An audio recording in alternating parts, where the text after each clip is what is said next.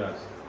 हमने जो है आज का प्रैक्टिस करनी है प्रोनाउन, और उसमें उसकी पहली टाइप है पर्सनल प्रोनाउन। और पर्सनल प्रोनाउन के बेसिक 3 केसेस होते हैं, सब्जेक्टिव केस, पर्सनल में, और उसके बाद possessive case and objective case. तो इसमें जो हमारे पास पोजेसिव है, इसकी भी आगे 2 टाइप आ जाती है, पोजेसिव एडजेक्टिव और पोजेसिव प्रोनाउन। तो इसकी ऑलरेडी डिटेल वीडियो हमने रिकॉर्ड करवा दी हुई है पर्सनल प्रोनाउन के ऊपर। आप लेक्चर नंबर 1 और 2 उसका देखेंगे तो उसमें आपको पर्सनल प्रोनाउन और उसकी जो टाइप्स हैं, केसेस हैं, उनके बारे में डिस्कस किया गया है। तो अगर आपने पहले वो वीडियो नहीं देखी हुई तो पहले वो लेक्चर ले लो, ताकि आपको क्लियर हो सके कि कौन सा पॉइंट कहाँ लगना है और एक्सेप्शनल केसेस कहाँ कहाँ पर है।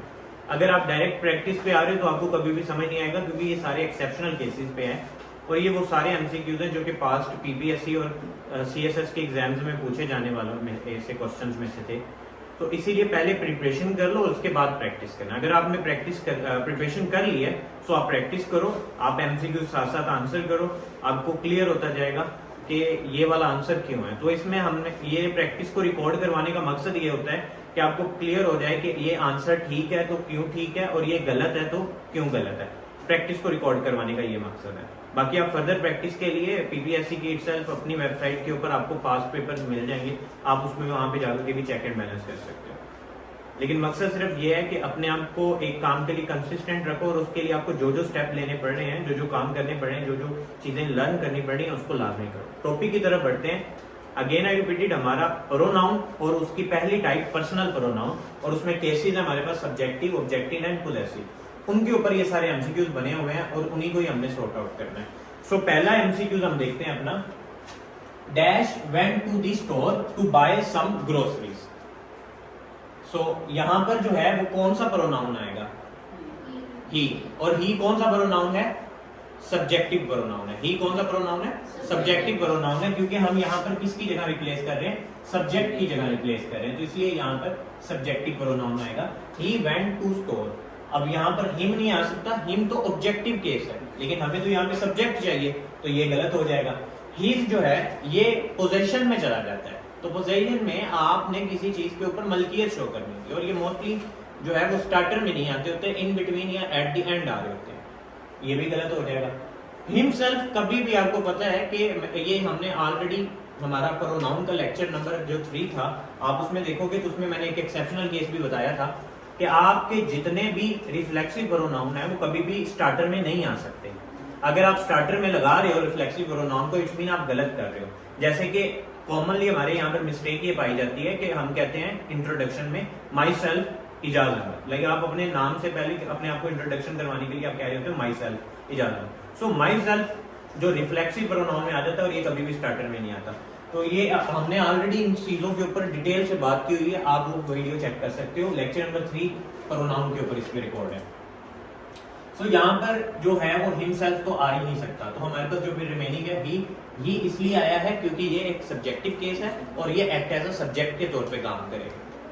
नेक्स्ट हमारे पास आ रहा है the teacher could, the teacher called Sara and dash to front the classroom. आगे क्लासरूम है कि टीचर ने सारा और बुलाया एक और बंदे को कि वो क्लासरूम के सामने है।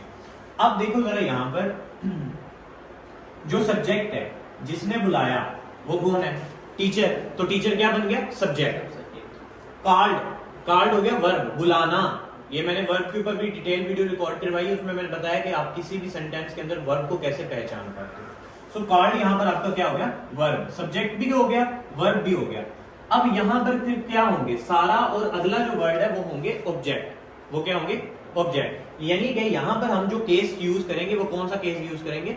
ऑब्जेक्टिव केस यूज करेंगे, सब्जेक्टिव केस नहीं यूज करेंगे। यानी कि यहाँ पर आई भी नहीं आ सकता क्योंकि आई सब्जेक्टिव केस है, ठीक है। माइंड भी नहीं आ सकता, माइंड पोजेसिव केस है। माई सेल्फ तो रिफ्लेक्सिव है, ये भी नहीं आ सकता। तो मी हमारे पास यहाँ पर क्या है? ऑब्जेक्टिव केस, तो यहाँ पर हम मी इस्तेमाल करेंगे। The teacher called Sara and me to front of the class. यहाँ पर मी इसलिए आया है क्योंकि सब्जेक्ट ऑलरेडी टीचर थी, वर्ब हमें दे दिया गया था, रिमेनिंग हमारे पास ऑब्जेक्ट रहता था, तो ऑब्जेक्टिव केस हमने यहाँ पर पुट कर दिया। नेक्स्ट हमारे पास आता है between you and dash plan was not work. अब यहाँ पर जो है एक ये भी हमने ऑलरेडी उसके अंदर लेक्चर नंबर 3 और 4 के अंदर 4 के अंदर जो है प्रोनाउन के अंदर रिकॉर्ड करवा दिया हुआ है कि आपका जो है जब भी कंजक्शन प्रेपोजिशन यूज हो जाती है तो उस कंडीशन में आपने हमेशा ऑब्जेक्टिव केस लेके आना है। जब भी आपकी प्रेपोजिशन यूज हो जाए तो आपने कौन सा केस लेके आना है? Objective case. अब यहाँ पे बिटवीन यूज हुआ है, उसकी वजह से जो है हम ऑब्जेक्टिव केस लेके आएंगे। यू इटसेल्फ एक ऑब्जेक्टिव केस ही है। यू का ऑब्जेक्टिव केस यू ही होता है, ठीक है। यू का ऑब्जेक्टिव केस क्या होता है? यू ही होता है। जो योर्स है वो उसका पोजेसिव केस है।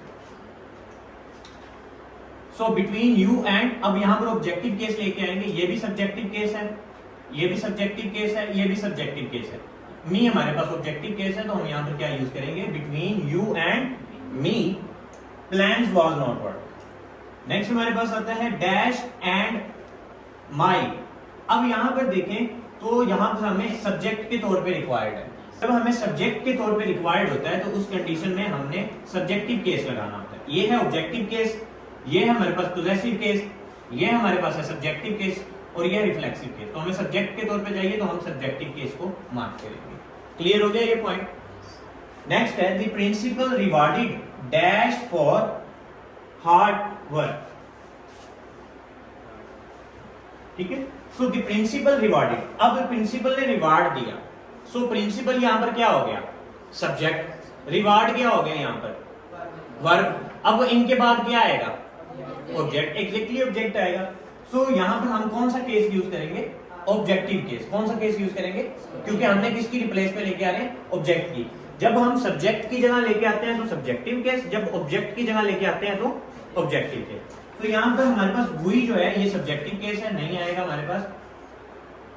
आवर पोजेसिव केस है। पोजेसिव, ये पोजेसिव एडजेक्टिव में चला जाता है और ये पोजेसिव प्रोनाउन में चला जाता है। इसके ऊपर भी डिटेल वीडियो रिकॉर्ड है कि कैसे पता चलता है कि पोजेसिव एडजेक्टिव और पोजेसिव प्रोनाउन क्या है। वो भी आप ऑलरेडी एक वीडियो रिकॉर्ड है इसके ऊपर, आप देख सकते हैं प्रोनाउन की। सो हमारे पास ऑब्जेक्टिव केस अस आता है तो हम यहाँ पर क्या करेंगे? Us. The principal rewarded us for hard work. Next है the jacket is mine, is it dash. अब यहां पर क्या आएगा? यहां पर पोजीशन शो कर रहा है कि जो ये जो जैकेट पहनी हुई है ये मेरी है, ठीक है। ये जो जैकेट पहनी हुई है ये मेरी है। अब यहां पर आपने पोजेशन केस लगाना है और पोजेशन में भी दो तरह के आते हैं, एडजेक्टिव और पोजेशन प्रोनाउन। अब कौन सा आएगा और कैसे पता चलेगा आपको, ये आपने देखना है। इसके लिए भी मैंने वीडियो में बताया हुआ है आपको कि ऑलरेडी हमने पोजेशन केस के ऊपर पूरी एक वीडियो रिकॉर्ड करवाई हुई है प्रोनाउन की।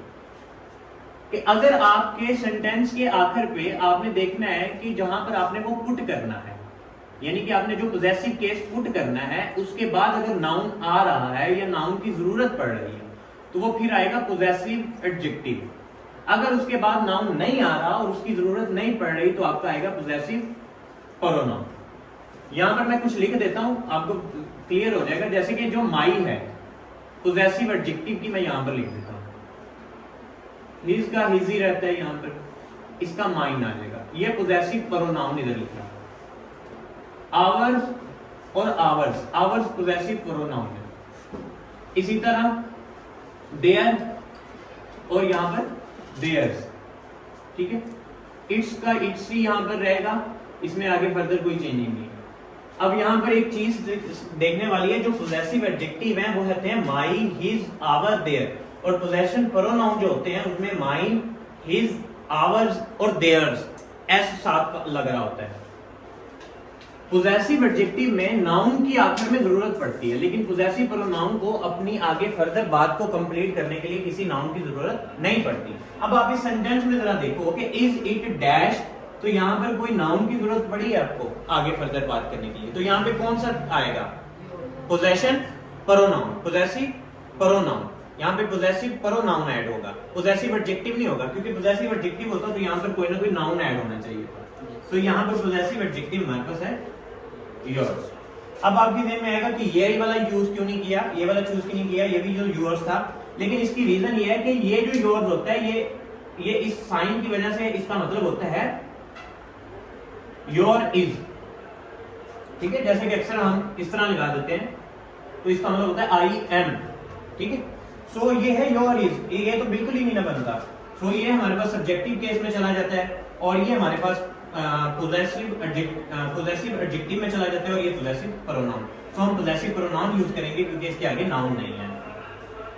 नेक्स्ट है there is dash car parked outside. अब there is dash car parked outside इसमें सारे इधर ही बेच के जाने। So the jacket is not mine, it is yours. Yours इसलिए लगा है क्योंकि इसके आगे कोई नाउन नहीं था, तो हमने पोजेसिव प्रोनाउन को ही चूज किया है, पोजेसिव एडजेक्टिव को चूज नहीं किया। उसके बाद नेक्स्ट है that is dash car parked outside. अब यहां पर जरा देखिएगा कि हमारे उस वर्ड के जो हमने यहाँ पे प्रोनाउन यूज करना है उसके बाद आपको कार दिया गया, और कार क्या है? नाउन है।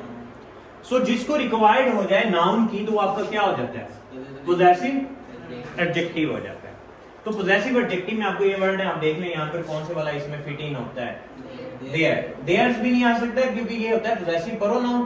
देम नहीं हो सकता क्योंकि ये उसमें चला जाता है ऑब्जेक्टिव केस में, और देम सेल्फ रिफ्लेक्सिव केस में। तो ये सारे गलत हो जाएंगे आपके, और आपका देयर ठीक हो जाएगा, यहाँ पे देयर आ जाएगा। The dog wagged dash tail at street. हम जानवरों के लिए और बेजान चीजों के लिए इट वगैरह का इस्तेमाल करते हैं, और यहाँ पर क्योंकि हमने हमारे पास जो है वो आगे एक नाउन के तौर पे यूज हो रहा है, तो हम यहाँ पर इट्स के क्राइटेरिया में जाएंगे। अगर सिर्फ सब्जेक्टिव केस में यूज होना होता तो हम इट के में जाना था, लेकिन यहाँ पर हमारे पास एज अ पोजेसिव केस में जा रहा है और यहाँ पे पोजेसिव एडजेक्टिव में जा रहा है, इसलिए हम यहाँ पर इट्स का इस्तेमाल करेंगे। The final decision is completed. अब the final decision is completed, her. अब यहाँ पे देखो, इसके बाद आपको किसी नाउन की रिक्वायरमेंट नहीं हो रही, बात कंप्लीट हो रही है, तो आप किस पे जाओगे? पोजेसिव एडजेक्टिव पे कि पोजेसिव प्रोनाउन पे? पोजेसिव प्रोनाउन के ऊपर। तो पोजेसिव प्रोनाउन में आपका क्या आएगा यहाँ पर? हर। ठीक है। I forget my pen, can I borrow dash. So अब यहाँ पे देखिए, तो आई बोरो। अब बोरो के बाद नेक्स्ट हमारे पास जो है वो कोई भी नाउन आगे यूज नहीं हो रहा, तो आप इसमें भी जो है वो पोजेसिव प्रोनाउन पे जाओगे, तो ये यहाँ पे आ जाएगा yours. Please pass this last to dash. अब यहाँ पर टू जो है ये प्रेपोजिशन के तौर पे यूज हो रहा है। सो प्रेपोजिशन के बाद हमेशा हम ऑब्जेक्टिव केस यूज करते हैं, तो यहाँ पे ऑब्जेक्टिव केस कौन सा है हमारे पास? हर। शी सब्जेक्टिव केस है, हर पोजेसिव केस है, हर सेल्फ रिफ्लेक्सिव केस है, इसलिए ये भी गलत है, ये भी और ये भी। हर हमारा ऑब्जेक्टिव केस में आ जाता है। They bought a beautiful gift for. अब they bought a beautiful gift for यहाँ पर हमारे पास फिर एक्ट एज अ प्रेपोजिशन के तौर पे आएगा, और प्रेपोजिशन के बाद आप ऑब्जेक्टिव केस यूज करोगे, तो यहाँ पे ऑब्जेक्टिव केस आपके पास क्या आएगा? अस। सो वही सब्जेक्टिव केस है, आवर हमारा पोजेसिव केस है, ये भी पोजेसिव केस है, ये पोजेसिव प्रोनाउन है और ये पोजेसिव एडजेक्टिव है। तो ये गलत है सारे, आपके पास अस आएगा क्योंकि प्रेपोजिशन के पास आपने जो है वो क्या लगाना होता है? ऑब्जेक्टिव केस लगाना होता है। Everyone came to the party except. यहाँ पे जो एक्सेप्ट है ये भी प्रेपोजिशन के तौर पे काम करेगा, और प्रेपोजिशन के बाद कौन सा केस लगता है? Objective case. कौन सा केस लगता है? और यहाँ पे आंसर कौन सा होगा सही पे? हिम होगा। एग्जैक्टली यहाँ पर आपका हिम ठीक होगा। Are you planning to travel with. अब यहाँ पर हमारे पास जो विद है ये भी आपका प्रेपोजिशन के तौर पे यूज हुआ होगा, वो है। सो प्रेपोजिशन के साथ आपका ऑब्जेक्टिव केस आ गया। The secret is strictly between Jessica. अब ये बिटवीन भी यहाँ पर आपका प्रेपोजिशन है, सो आपका ऑब्जेक्टिव केस आएगा और वो क्या आपका? हिम आएगा।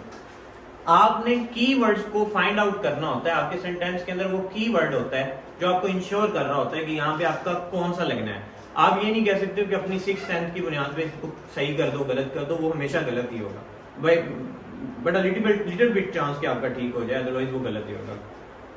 नेक्स्ट अब हम 16 की तरफ आगे बढ़ेंगे। नेक्स्ट मेरे पास 16 वाला आता है, dash love to playing spoiler on weekend. अच्छा, यहाँ पे जो है वो आपका यहाँ पे प्रोनाउन कौन सा आएगा? सब्जेक्टिव प्रोनाउन आएगा, तो सब्जेक्टिव प्रोनाउन आपका क्या है यहाँ पे? दे है। देम ऑब्जेक्टिव है, देयर्स और दे ये पोजेसिव केस में चले जाएंगे और ये ऑब्जेक्टिव में, तो इसीलिए यहाँ पे हमें सब्जेक्ट की रिप्लेस पे चाहिए तो सब्जेक्टिव प्रोनाउन आएगा। Don't worry about. अब यहाँ पे अबाउट आ गया, तो अब अबाउट क्या है? प्रेपोजिशन है, प्रेपोजिशन के बाद आपका क्या आएगा? ऑब्जेक्टिव केस आएगा, तो ऑब्जेक्टिव केस हमारे पास क्या है? अस है। The computer lost dash internet connection. अब यहाँ पे कंप्यूटर जो है, क्योंकि ये एक मैंने आपको बताया कि नॉन लिविंग थिंग्स और आपके पास जानवरों के लिए इट के लिए वर्ड यूज होता है। सो यहाँ पर आपका कंप्यूटर तो आ गया लोड्स। अब कंप्यूटर ने खुद की, यानी यहाँ पर जो खुद है यानी कि पोजेसिव केस में चला जाएगा। तो पोजेसिव में आप क्या यूज करोगे? इट्स। ये वाला ठीक ही नहीं है, सिरे से बिल्कुल नहीं ठीक है, क्योंकि कभी भी साइन पहले आता होता है, बाद में तो आता नहीं है, तो वैसे ही गलत है ये वाला। इट और यहाँ पे इट ही लगा हुआ है, तो ये हमारे सब्जेक्टिव केस में चले जाते हैं, इसलिए हमने क्योंकि यहाँ पे पोजेसिव केस में जाना है तो इट्स का यूज करेंगे। The house belong to them, it is. अब यहाँ पे देखें तो इसके बाद आपने जो ये घर है ये उसका है, यानी कि उसकी यानी कि मलकियत को शो कर रहा है। पोजेसिव केस में जाएंगे, पोजेसिव में एडजेक्टिव में जाना है या पोजेसिव में प्रोनाउन में जाना है, ये डिपेंड करेगा कि उसके बाद नाउन यूज हुआ है कि नहीं हुआ। अगर नाउन नहीं यूज हुआ तो पोजेसिव प्रोनाउन पे चलेंगे, अगर नाउन यूज हुआ होता तो फिर आपका क्या हो जाना था? पोजेसिव एडजेक्टिव यूज हो जाना था, फिर देयर आ जाना था। Jessica told dash a very funny joke. Jessica ने फनी जोक, अब यहां पर देखें तो Jessica told a very funny joke. So subject आ गया, वर्ब आ गया, सो यहां पर आपने ऑब्जेक्टिव केस लगा देना है, मी आ गया, ठीक है। सब्जेक्ट, वर्ब और फिर ऑब्जेक्ट, यहां पे ऑब्जेक्टिव केस आ गया। इट वाज डैश, अब यहां पर जो इट वाज है ये लिंक्ड वर्ब है। सो लिंक्ड वर्ब आपके ना सब्जेक्ट होते हैं, ना वर्ब होते हैं, ना ऑब्जेक्ट होते हैं, यानी कि ये बस एक बात को कंप्लीट करने के लिए आते हैं। तो इनके बाद हमेशा सब्जेक्टिव केस ही लगना होता है। तो यहाँ पे सब्जेक्टिव केस है ही, तो ही आएगा। It was he who knocked at the door. If anyone calls, जब अगर कोई कॉल करे, tell dash I will be back. So tell यहाँ पर देखें तो हमारे पास है टेल। टेल क्या है? बताना, वर्ब है। तो वर्ब के बाद क्या आता है आपका? ऑब्जेक्ट। वर्ब के बाद क्या आता है? ऑब्जेक्ट। सो यहां पर क्या आ जाएगा? ऑब्जेक्टिव केस आ जाएगा, ऑब्जेक्ट की जगह तो ये आ जाएगा देम आ जाएगा। So if anyone calls tell them I will be back, ठीक है। सो ये यहां पर हमारे पास ये एमसीक्यू में कॉल हिम आएगा, ये देयर है, there. So call tell him I will be back, क्योंकि ये ऑब्जेक्टिव केस में आएगा, वर्ब है, वर्ब के बाद ऑब्जेक्ट आना है, तो ऑब्जेक्टिव केस में हमारे पास हिम का यूज होगा। नाइदर और nor, neither mark nor dash attended the meeting. उनमें से किसी ने की। अब नाइदर और नॉर का जब भी वर्ड आता है तो उसके बाद हमारा सब्जेक्टिव केस लगता है। तो यहां पर सब्जेक्टिव केस आई है, तो यहां पर हमारे पास आई आएगा। The manager thanked dash both of the. अब मैनेजर सब्जेक्ट, थैंक्स वर्ब और इनके बाद क्या आएगा? ऑब्जेक्ट। तो ऑब्जेक्टिव केस यहां पर आएगा हमारे पास अस। ये अगर आपको अभी भी इनमें कंफ्यूजन हो रही है ना, तो सबसे पहले एक दफा वो टेबल देख लें जिनमें इनके केसेस को लिखा गया है, वो हमारी वीडियो में भी अवेलेबल हैं। तो उन टेबल को एक दफा देख लो कि सब्जेक्टिव केस में कौन से आ रहे हैं, ऑब्जेक्टिव में कौन से आ रहे हैं और पोजेसिव में कौन से आ रहे हैं। वरना आप इसी में कंफ्यूजन में, अगर अभी भी आपको कंफ्यूजन हो रही है तो उसकी सिर्फ एक ही रीजन है कि आपने अभी वो टेबल नहीं देखा कि उसमें सब्जेक्टिव केस में कौन से फॉल करते हैं, ऑब्जेक्टिव में और पोजेसिव में कौन से फॉल करते हैं। हर परफॉर्मेंस वाज ग्रेट बट, अब बट यहाँ पर क्या आ गया है? प्रेपोजिशन। तो प्रेपोजिशन के बाद ऑब्जेक्टिव केस आएगा, तो वो हमारा क्या है? मी। यहाँ पे आपने कीवर्ड्स को देखना है, अगर आपको कीवर्ड्स कोई मिल रहा है ऐसा, तो फौरन से आपने उसी के मुताबिक अपने जो है वो आंसर करना है। My sister is much taller than. अच्छा ये याद रखिएगा, जब भी चीजों को कंपैरिजन किया जा रहा होता है तो उस कंडीशन में आपका सब्जेक्टिव केस ही यूज होता है। जब दो चीजों को कंपेयर किया जा रहा होता है तो आपका क्या रहेगा? सब्जेक्टिव केस ही रहेगा, तो वो यहाँ पर आई है, सब्जेक्टिव केस। आई एप्रिशिएटेड डैश हेल्पिंग मी। अब इसमें समझिएगा जरा थोड़ा सा, आपका यहाँ पर जो हेल्पिंग है वो वर्ब नहीं है, वो आपका जेरेंड है। जेरेंड की टॉपिक के ऊपर भी मैंने वीडियो रिकॉर्ड करवाई हुई है। जेरेंड होता है कि नाउन के साथ अगर आईएनजी लग जाए तो वो आपका जेरेंड कहलाता है।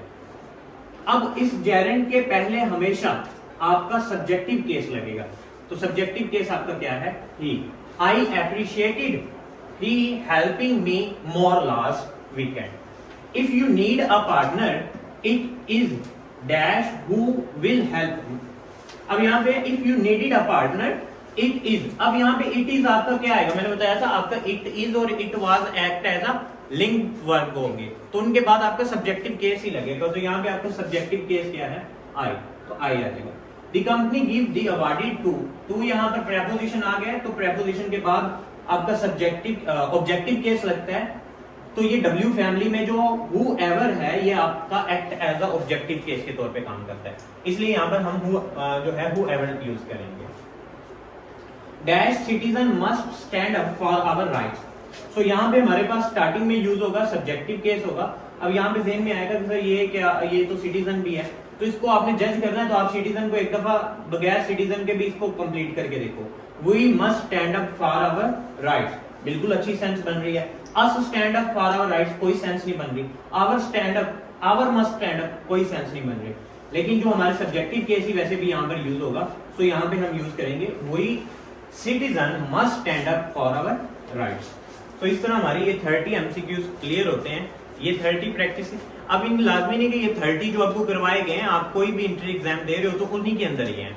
लेकिन हमने इनको इसलिए चूज किया है क्योंकि मोस्ट ऑफ द केसेस में हमारे पास जो इंटर एग्जाम्स में आ रहे होते हैं वो इन्हीं के ही प्रोपोर्शंस में आ रहे होते हैं, इन्हीं के रेलिवेंट आ रहे होते हैं, तो इसीलिए हमने इनको चूजअप किया। लेकिन आप फर्दर अपनी प्रैक्टिसिंग के लिए गूगल से और मुख्तलिफ जो है वो आप टूल्स का इस्तेमाल करके और एमसीक्यूज को लाजमी एक्सट्रैक्ट करें और उनकी प्रैक्टिसिंग करें और उनमें एक्सेप्शनल केस को नोट करें। रट्टा मार के अगर आप याद करेंगे तो कितने ही याद कर लेंगे, लेकिन उसमें फिर आपको जाके एक्सेप्शनल केस में जाके आपके लिए गलती क्रिएट होगी। सो इंग्लिश को सीखें बिल्कुल मैथ की तरह, एल्गोरिथम की तरह, तो फिर आपको कभी भी मुश्किल नहीं क्रिएट होगी। Thank you so much, and if you get it knowledge from this video, and you can like this video and share with your friends. Thank you so much, and Allah Hafiz.